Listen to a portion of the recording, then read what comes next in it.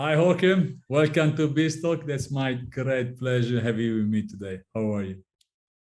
Max, I'm very well. I'm so happy for the invitation, looking forward for so long to be here.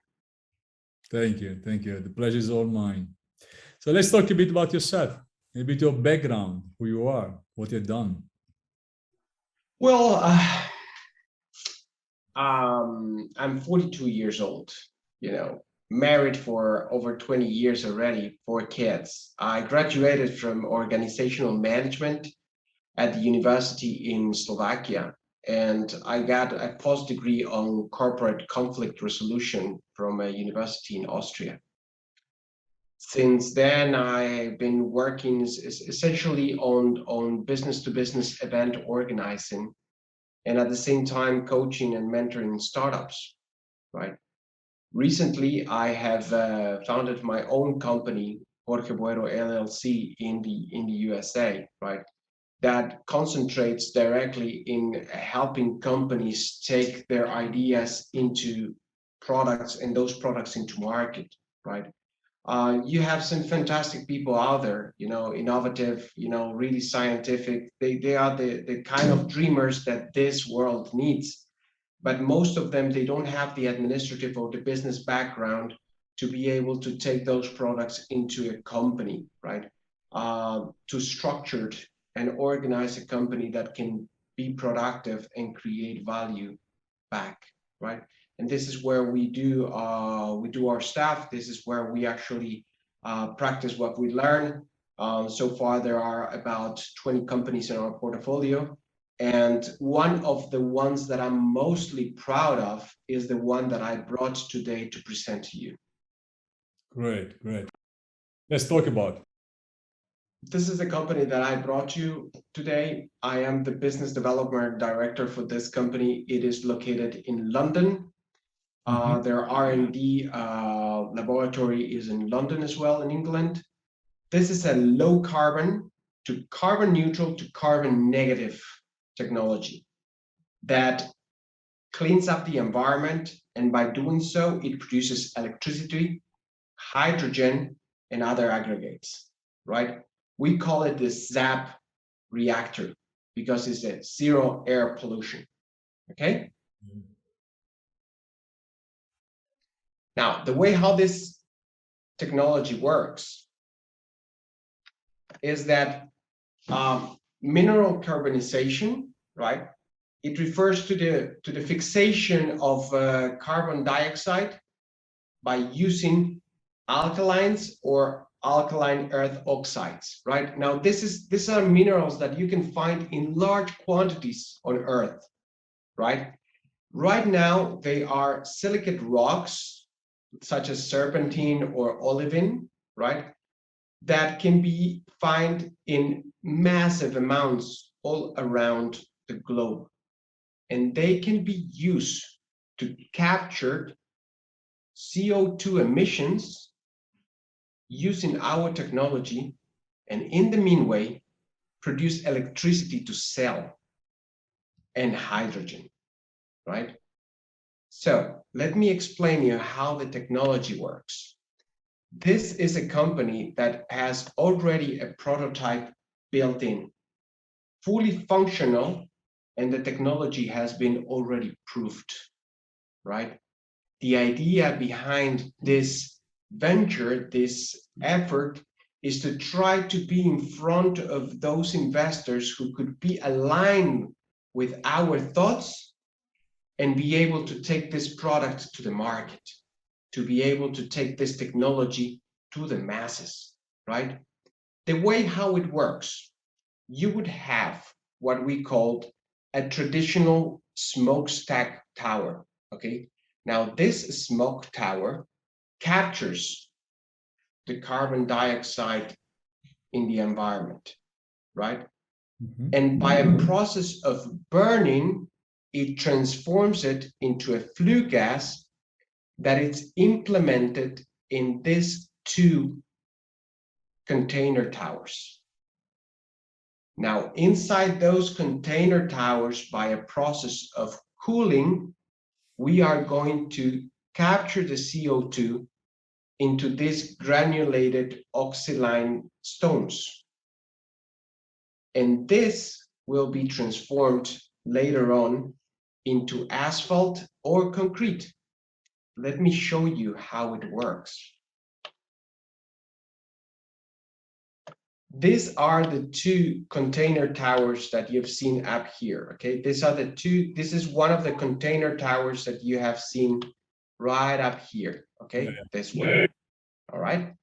Now, CO2 gases are being inputted through a hot flue gas from the steel plant, okay? From the tower that you have seen on the side of it. Now, throughout the sprinkle of water, which is recycled, by the way, the gas is being pushed upwards while it's being cooled off, right? Now, here on the containers, you have a patented perforated moving metal floor that pushes all the solid cycles while it's being cooled all the way down. So while the gas is going up, all the carbonated mineral slags, the granules, is going down, right? So there's a two process. Now, on the top, you're going to end up with a cooled, cleaned, and carbon dioxide reduced flue gas, right?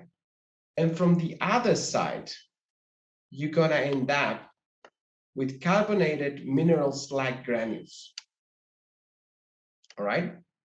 Now, let me put things into perspective. A single SAP reactor, one single SAP reactor, as you have seen them, which is very, let's put it this way, I mean, like it's very simple to implement, right? It can potentially capture and store 125 tons of carbon dioxide per year, right? And you need a minimum of 4 tons of steel slag that can be generated by BOF or EAF, which are the two different ways how to generate steel, right? I'm not going to go too much into the science, but you need 4 tons of steel slag, which is your input, right? To potentially require to fix 1 ton of carbon dioxide. Okay.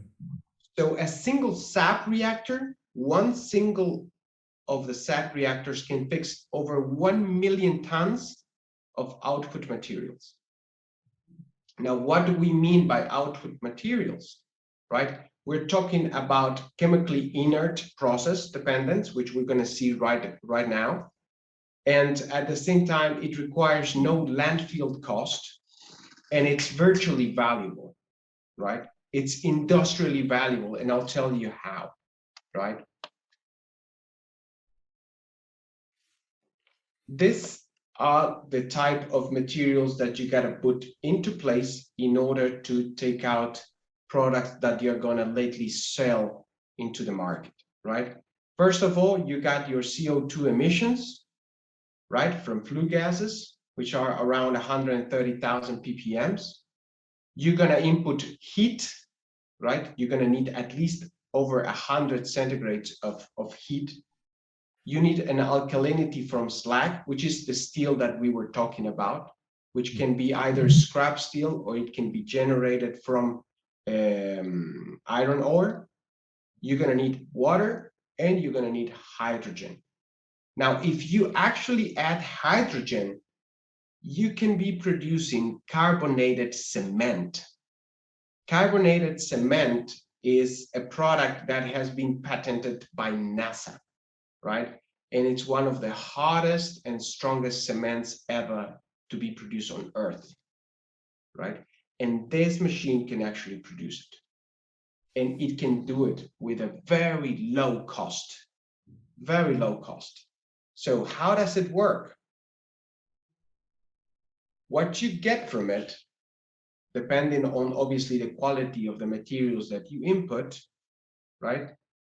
You're going to be able to get non-slip road surface, asphalt mix, concrete mix, carbonated cement.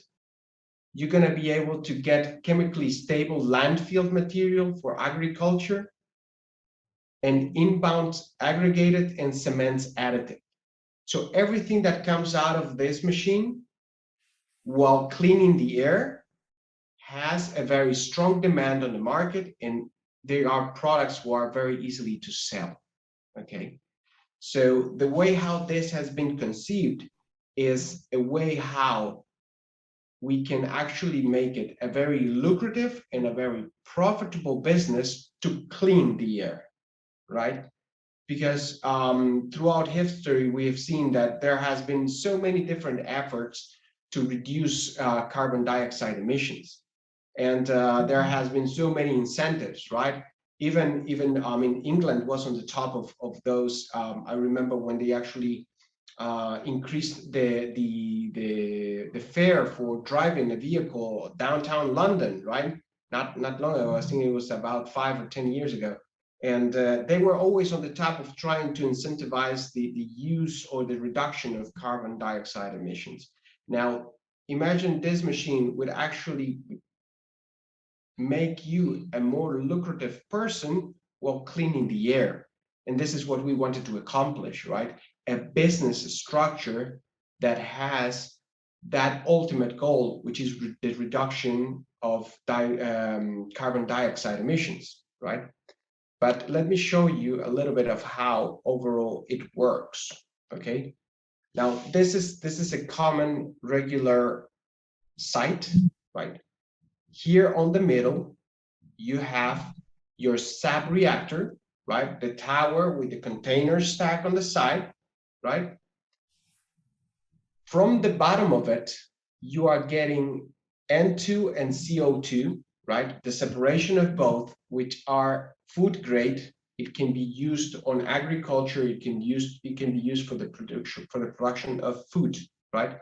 And from the bottom of it, from the granulated part, you can get asphalt and concrete, right?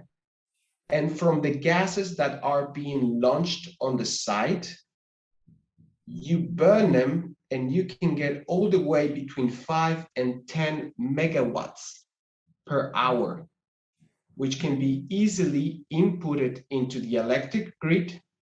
Or if you want, you can have a private wire connection to electrolyze water and create O2 gas and H2 gases, both of them used in medicine with a very large demand.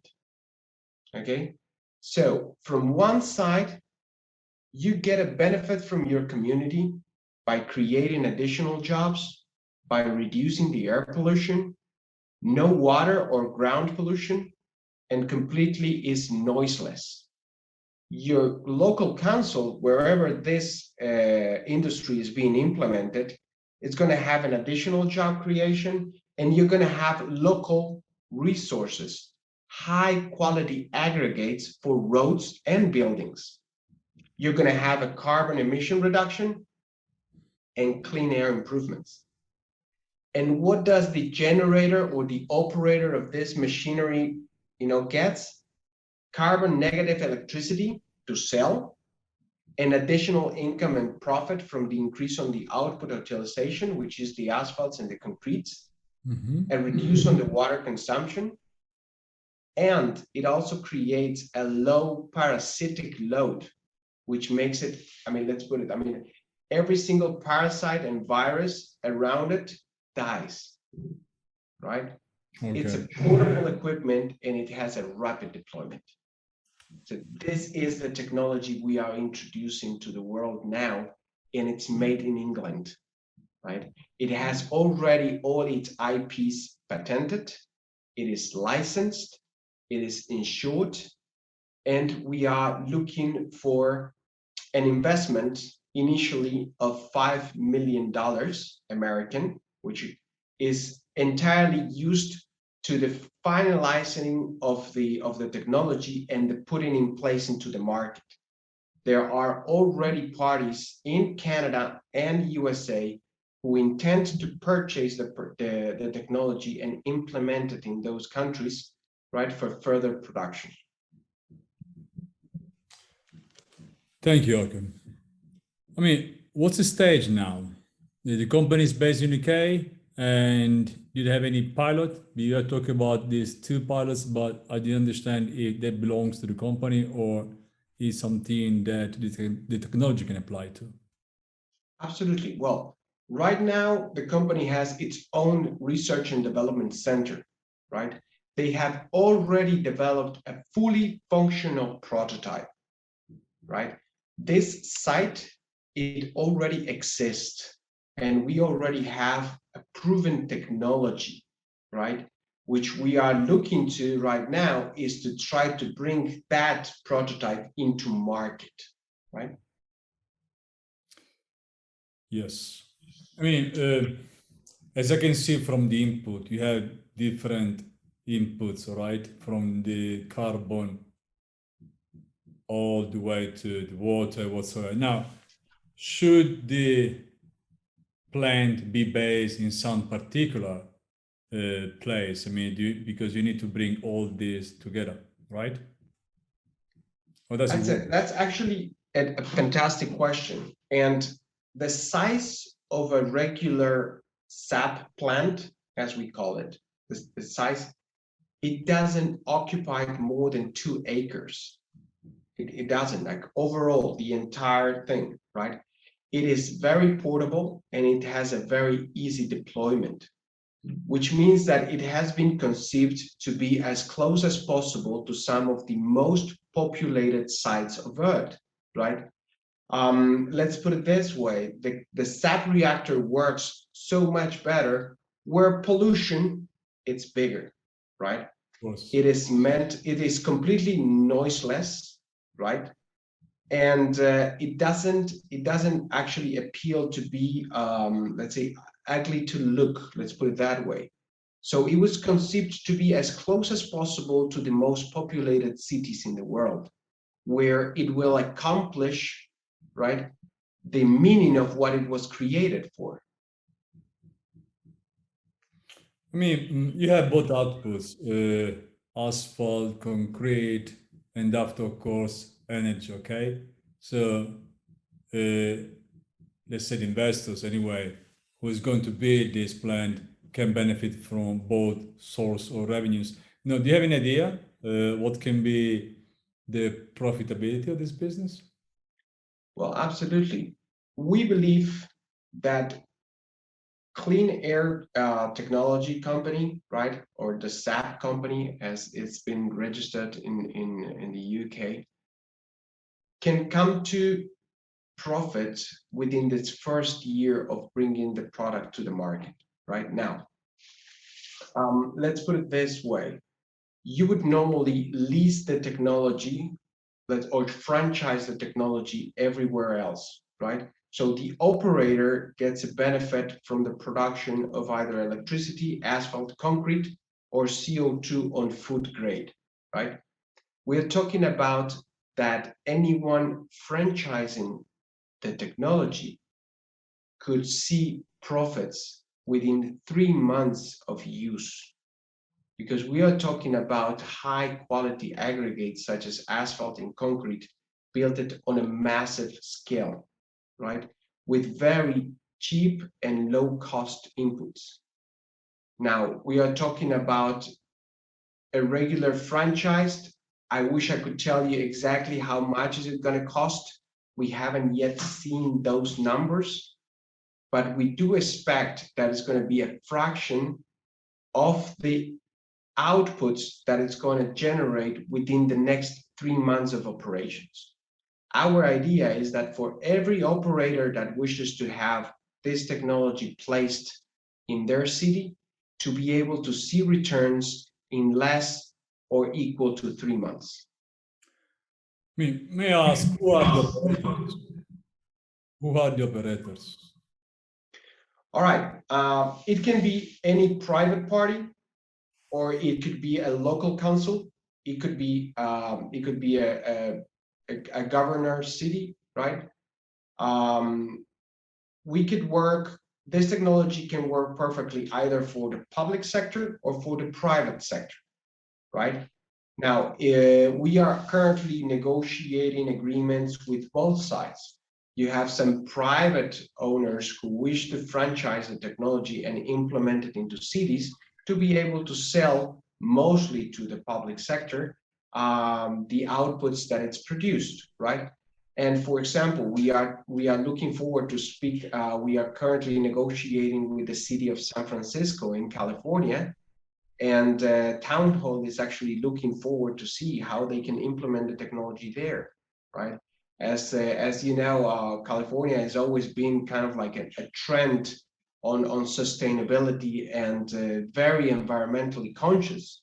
So implementing this technology there will only embrace more that stereotype that they have of being ecologically, you know, very, very conscious.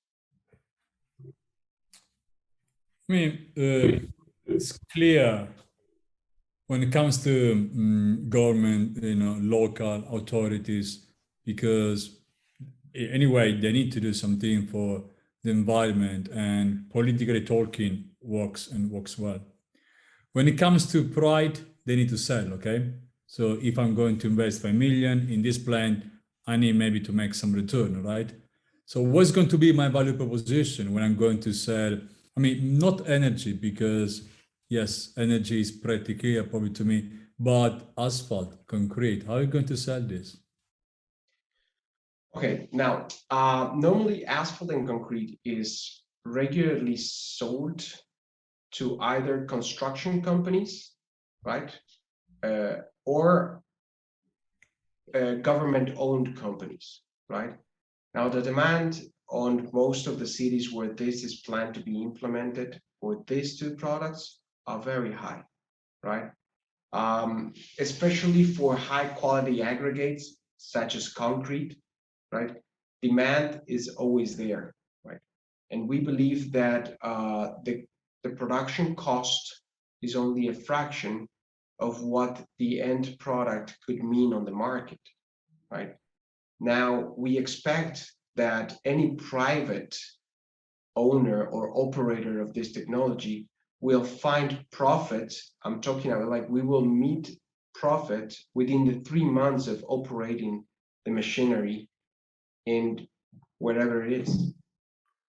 I mean, you know better than me. We are very conscious that we know, all of us, we know that we need to go green, right? So this is what your plan is doing. Now, but when you go to sell, they will still ask you the price, okay? And if your price is higher than a carbon-related product, they will buy the carbon, I can tell you. We are still there. So your plan is capable to go to lower the price to the competitor, which is, let me name polluting competitors? Well, that's a good question. It would depend actually on the market where the technology is based. So let's take, for example, a Canadian example, right? Let's go to a city which is highly polluted and where this technology could actually be implemented successfully, like Toronto, right? Now, if you look at it that, right, a ton of concrete in Toronto to be sold to the private sector, it costs around 147 Canadian dollars per ton, right? Now, on the side of producing that same ton of concrete, right, which is not even the main product that this facility is producing, it would cost you just a fraction. You would not even go to $50 per ton, right? So you could actually make more than 100% over every single ton of concrete produced if implemented in Canada. Now, the numbers will vary. And why don't I give you like the straight numbers? Because markets vary depending on where it's been implemented, right? Obviously, in places like Australia or even Asia, you know, prices of concrete will actually be lower. But at the same time, I mean, like it might not end up being as profitable as being implemented in Europe.